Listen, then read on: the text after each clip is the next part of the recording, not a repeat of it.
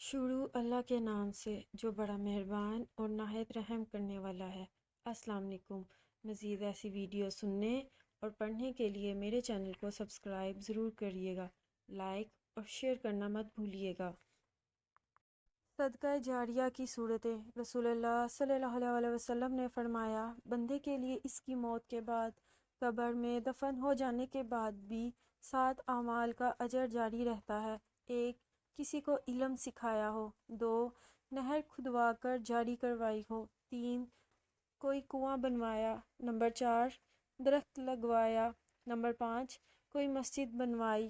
Number 6، قرآن مجید کو میراث بنایا، یعنی قرآن کریم کی تعلیم دی یا قرآن کریم لے کر دیا۔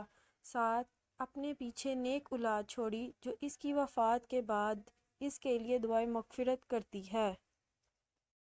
جب دل ٹوٹ جائے تو اٹھا کر اسی مصور کے پاس لے جاؤ جس نے اسے بنایا ہے، کیونکہ اس سے بہتر تو کوئی جان ہی نہیں سکتا کہ کون سا رنگ کہاں بھرنا ہے اور کس دھاگے سے کہاں پیوند لگانا ہے۔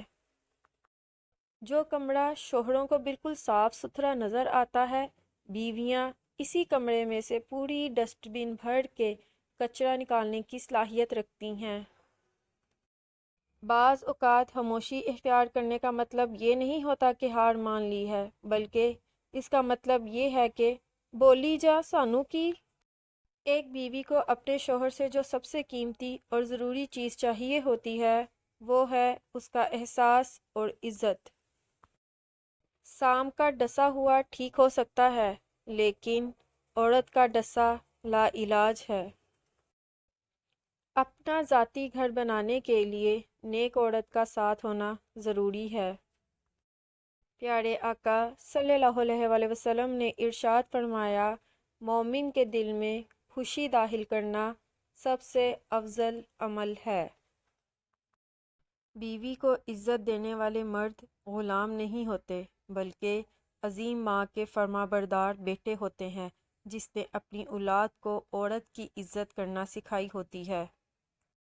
اگر آپ کی بیوی ناراض ہو کر میکے چلی گئی ہے اور پیچھے سے آپ کے وہی رشتہ دار مرد یا عورتیں جو آپ کو پوچھتے نہیں تھے آپ کا پورا خیال رکھ رہے ہیں تو محتاط رہیں، یہ آپ کا گھر خراب کرنے کے لیے جال ہے۔ حضرت علی رضی اللہ عنہ، مدد کرنا ایک بہت مہنگا تحفہ ہے، اس لیے سب سے اس کی توقع نہیں رکھنی چاہیے، کیونکہ بہت کم لوگ دل کے امیر ہوتے ہیں۔